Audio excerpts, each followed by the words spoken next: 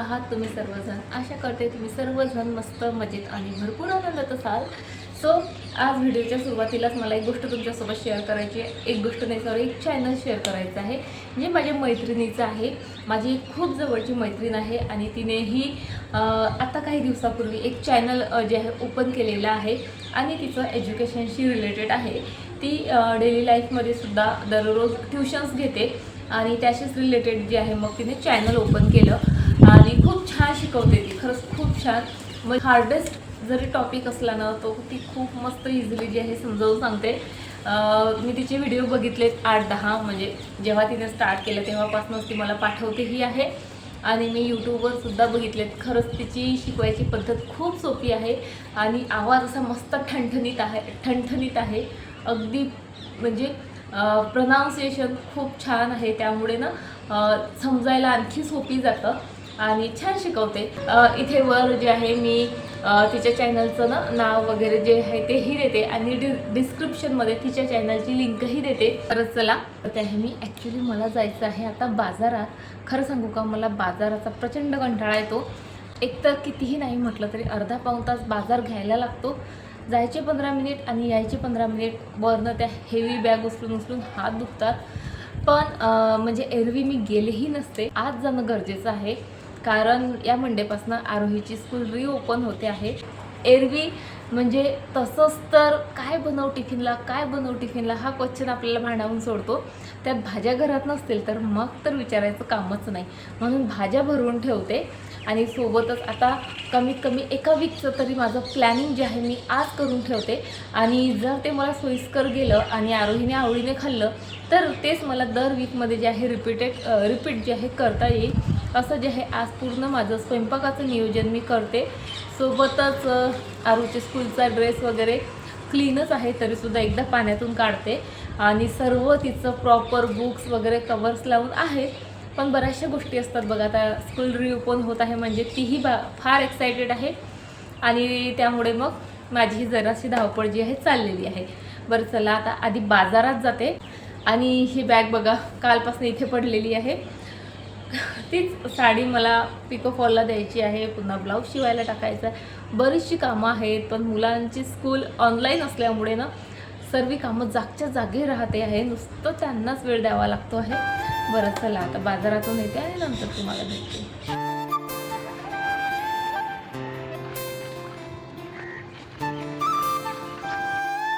मग आपण तसे टमटम मार्केटमधून आणू ना.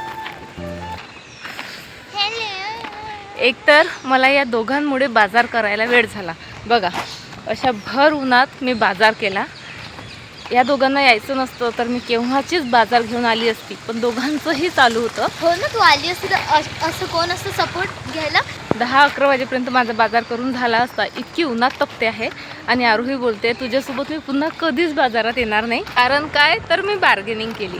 आता बघा 20 रुपये पाव आणि 30ची अर्धा किलो ते स्वतःच म्हणतात, पण एका ठिकाणी केली मी फक्त 10 रुपीजसाठी बार्गनिंग.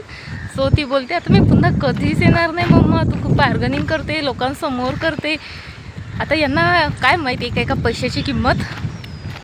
100 रुपीजची सिल्क खाते ना, त्यासाठी असेच 10-10 रुपये वाचवावे लागतात माहिती आहे का प्रत्येक गोष्टीवर.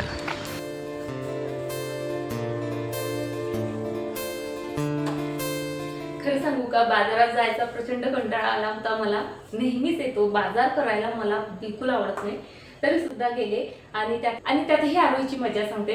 मी खरं सांगते मला बार्गनिंग करता येतच नाही, तरी सुद्धा मी, आणि शेतकऱ्यांसोबत तर मला बार्गनिंग करायची वाटतच नाही. पण एखाद्या वेळेस होतं की आपल्याला माहीत आहे ना या गोष्टीचे रेट इतकेच आहेत, हे दादा जास्त घेत आहेत, तिथेच कुठेतरी मी बार्गनिंग करते. आणि आज झालं काय सांगते, एका ठिकाणी ते दादा 30 रुपये पाव म्हणत होते. मी म्हटलं काय दादा, सर्वीकडे 20 रुपये पावच तर आहेत. तर म्हणजे माझी पद्धत सांगते. मी त्याला म्हटलं देताय का तुम्ही 20 रुपये पाव? नाही. मग 25 रुपये पाव देतात का? नाही. मग मी तिथनं पुढे गेले, पुन्हा रेट आली, देताय का दादा? आणि आरोहीला देता का बघा, मी चाली, मग दादा देता का? सो आरोही इतकी हसत होती, मम्मा काय हे कशाला चाली मी तुझ्यासोबत वगैरे वगैरे. आणि माझं चाललेलं समोर चाललेली आणि मागे बघत आणि शेवटी पुन्हा त्या दादांकडे आली. म्हटलं ठीक आहे, नाही देत तुम्ही 25 रुपये पाव तर मला 50ची मी अर्धा किलो घेते, मग तर देताय ना. सो त्या दादांनी हे हात जोडले, घ्या ताई बाबा घ्या ताई. आणि आरोही तर अशी लांब पळाली माझ्या काय सांगू तुम्हाला, भरपूर मजा आली. आणि मला माहिती आहे आपण बार्गनिंग, आता माझं स्किल खरंच चांगलं नाही आहे. आरोहीचे पप्पा तर जागच्या जागी भरपूर गोष्टींमध्ये बार्गनिंग करतात, मला जमत नाही. म्हणून मला थोडं समोर मागे जे हे करावं लागतं. बरं, एवढं करूनही बघा एवढा छान छान मस्त फ्रेश भाजीपाला मी घेऊन आलेली आहे. आल्या तर असं झालं होतं, कारण मुलांमुळे मला एकतर 12 वाजता जे आहे बाजारात जावं लागलं. भर उन्हात बाजार केला, घरी आल्या म्हटलं स्नेहा आता जर का तू बसली की हे काम तू करणारच नाही. म्हणून सर्व भाजीपाला मस्त क्लीन केला. तोपर्यंत जेवण वगैरे आटोपलं. आणि काय झालं सांगते, आले मी म्हटलं आता इतकं जास्त प्लॅनिंग होतं. आजचा माझा दिवस इतका प्रोडक्टिव्ह जाणार होता आणि मी इतकी जास्त एक्सायटेड होती, कारण मला हे माहीत होतं आत्तापर्यंत म्हणजे आता 15 मिनिटापर्यंत की आरोहीची स्कूल 20 तारखेपर्यंत ऑनलाईन असणार आहे. 21ला संडे आहे आणि 22 पासून रेग्युलर स्कूल रिओपन होणार. ही फिलिंगच खूप छान होती माझ्यासाठी, खूप एक्सायटेड होती मी. इवन आरोही सुद्धा प्रचंड एक्सायटेड होती. आणि त्यामुळे आजचं माझं प्लॅनिंग जबरदस्त होतं. म्हटलं आज आठवड्याभराचं फूड प्लॅनिंग करायचं, म्हणजे ब्रेकफास्टमध्ये मी आठवडाभर काय देईल, त्यानंतर भाजी कशाची देणार आठवडाभर वगैरे वगैरे. माझं ते प्लॅनिंग म्हणजे ठरलेलं डोक्यात की मी असं करणार आहे. आणि फ्रीजला आहेच माझ्याकडे मॅग्नेट, त्यावरही जर ते व्यवस्थित लिहिता नाही आलं तर एक चीट मी चिटकवेल, असं तसं भरपूर गोष्टी. त्यानंतर भाज्यांचं बघा, इतक्या छान छान भाज्या मी घेऊन आले, करून ठेवल्या, तूप बनवून ठेवलं. म्हटलं स्कूल सुरू झाली की छान रुटीन सुरू होतं, भरपूर कामं आपल्याकडे म्हणजे असतात. सो म्हटलं मध्ये मध्ये एक्स्ट्राची कामं येऊ नये. त्यानंतर तेल वगैरे बघा, ह्या भरण्यांमध्ये किती दिवस झालं तेल संपलं होतं, त्या क्लीन केल्या. म्हटलं त्या भरते, नंतर पोहे गाळून ठेवते, रवा भाजून ठेवते, शेंगदाणे भाजून ठेवते. इतकं काही प्लॅन होतं आजचं माझं. आणि मी खूप एक्सायटेड होऊन पटपट कामाला लागली. मस्त सर्व भाजीपाला क्लीन केला, तूप बनवलं आणि तेवढ्यात आरोही आली. मम्मा स्कूलमधनं मेसेज आला आणि स्कूल काही रिओपन होणार नाही. सर्व एक्साइटमेंटवर पाणी फिरलं. थोड्या वेळ तर विचार केला काय हे स्कूलवाले घ्यायची नाही एकदाची स्कूल. दमलो ना मी हे मुलं उन्हाळाभर घरी सांभाळून. अरे ऑनलाईन स्कूल आहे ना तरी काही व्यवस्थित करत नाही, नुसतं दंगामस्ती चाललेली. असं वाटतं एकदाची स्कूलमध्ये गेलेली बरी. इतका विचार करता करता लगेच आला नाही एक विचार डोक्यात की काय स्नेहा, ते स्कूल मॅनेजमेंट असो किंवा गव्हर्नमेंट असो कॉलेजची, हे सर्व आपल्या मुलांबद्दल विचार करत आहेत आणि आपण किती स्वार्थी बनतो आहोत. आपल्याला थोडासा त्रास होतोय. म्हणून मी विचार करते की एकदाच्या स्कूल रिओपन होऊ दे. इतक्या उन्हात मी माझ्या मुलांना स्कूलमध्ये पाठवायला तयार आणि लगेच आला ना मग मदर गिल्ट. आणि माहिती आहे का, आपण पुढे काहीही करा, काहीही बोला, एखाद्या गोष्टीचा गिल्ट येतो आपल्याला पण लगेच चालला जातो. पण मुलांच्या बाबतीत जो काही गिल्ट येतो ना, मग तो तर दिवसभर माझ्या डोक्यात फिरत राहतो. आणि आता तेच होतं माझ्यासोबत. थोड्या वेळानं निवांत बसले. स्वतःला जे आहे माफ करायचा तो ॲक्च्युली प्रयत्न होता. म्हटलं जाऊ देच नाही, हे येऊन जातात थॉट. मलाही माहीत आहे मीही इतक्या उन्हात माझ्या मुलांना नाही पाठवू शकत. पिहू तर सहनही करू शकत नाही. आरू तरी भरपूर पाणी वगैरे पिते, त्यामुळे तिचं तेवढं मला टेन्शन नाही. पण तरी घरात बघा, घरात मी अशी ओली होते उन्हाने, तर स्कूलमध्ये मुलांचे काय हाल होतील, किंवा पाणी म्हणजे बॉटल कितीदा भरून आणतील आणि कितीदा काय. खरंच आता ना खूप भयंकर गिल्ट आलाय मला. म्हणून म्हटलं जाऊ दे, विचार करत बसण्यापेक्षा पटपट कामाला लागते. आता तूप बघा, खूप सारं तूप बनलंय मस्त. सो हे मला काढून ठेवायचं आहे. आता बॉटल क्लीन केल्याच आहेत, सो ह्याही भरून ठेवते. आणि हा सर्व जो भाजीपाला आहे तो फ्रीजमध्ये मस्त ऑर्गनाइज करून ठेवते. छान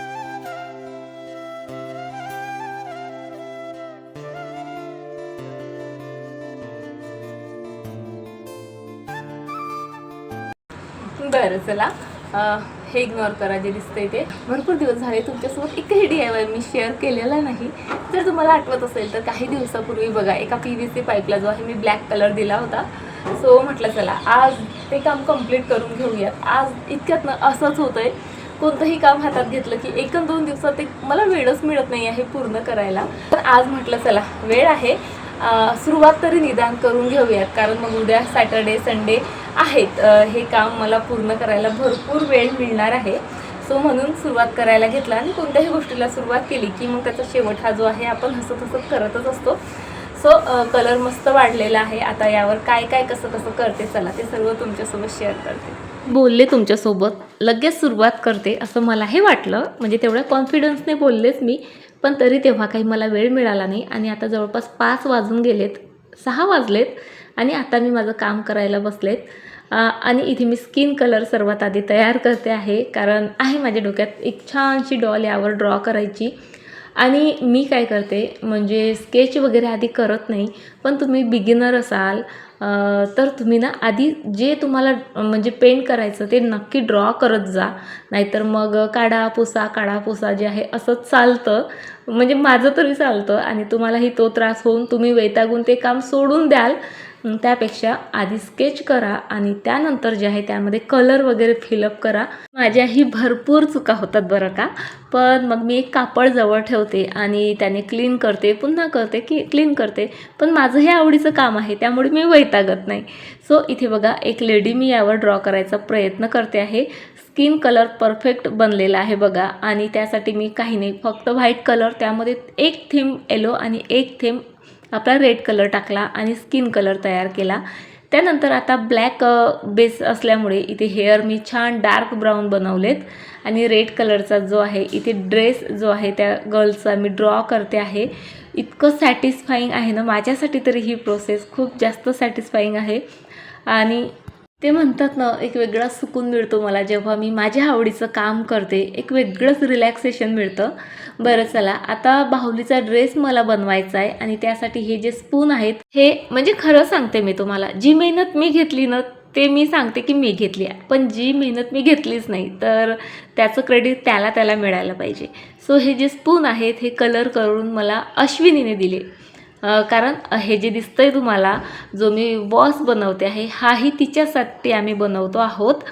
पण तिला बाकी गोष्टी जमत नाहीत. सो तिला म्हटलं तू मला ना फक्त हे स्पून वगैरे जे आहे तेवढे कलर करून दे, म्हणजे मला खूप जास्त मदत होईल. कारण आता एक एक स्पून कलर करायला मला भरपूर वेळ लागला असता.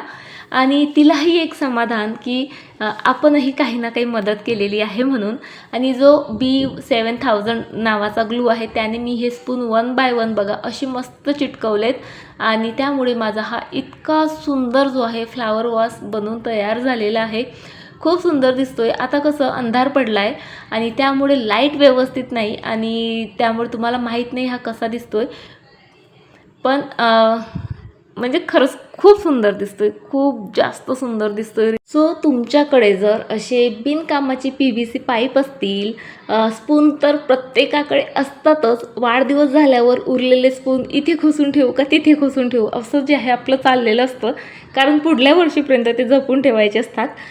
सो तुम्ही त्याचा असा उपयोग जो आहे करून घेऊन आपल्या घरासाठी एक सुंदर फ्लावर वॉस किंवा डेकोर पीस जो आहे बनवून घेऊ शकता. बघा आता तुम्हाला पटत असेल तर, म्हणजे आता तुम्हालाही घर सजवायची आवड असेलच माझ्यासारखी, म्हणून तुम्ही माझ्या चॅनलशी जोडलेल्या आहात. सो अशा छोट्या मोठ्या ज्या गोष्टी आपण वेस्ट असतात फेकून देतो, घरात अडगळीत पडलेल्या असतात, त्याचा उपयोग करून अशा प्रकारे सुंदर सुंदर डेकोर पीस बनवू शकता. आता इथे आपले पैसे तर वाचतातच, आपले घर तर स्वस्तच, पण आपल्या घरातल्या प्रत्येक कोपऱ्याला आपला प्रेमाचा स्पर्श असतो, आपला पर्सनल टच असतो. सो त्यामुळे आपलं घर आणखी जास्त जिवंत असल्यासारखं वाटतं. आणि असं एखादं डेकोर पीस घरात असेल ना, कोणीही आलं ना की त्याची नजर त्यावर 100% खिळून राहते आणि आपल्या घरासोबत आपलंही कौतुक होतं. आता कौतुकाची तशी गरज नसते, पण एक आपण आपलं घर स्वतःच्या हाताने सजवलं याचा एक फिलिंगही काही वेगळीच असते. बरं चला, आता या सुंदर सुंदर डेकोर पीस सहित मी आजचा व्हिडिओ जो आहे इथे संपवते आणि तुम्हाला उद्या भेटते अशाच एका छान व्हिडिओसोबत. तोपर्यंत फ्रेंड्स, स्वतःची काळजी घ्या.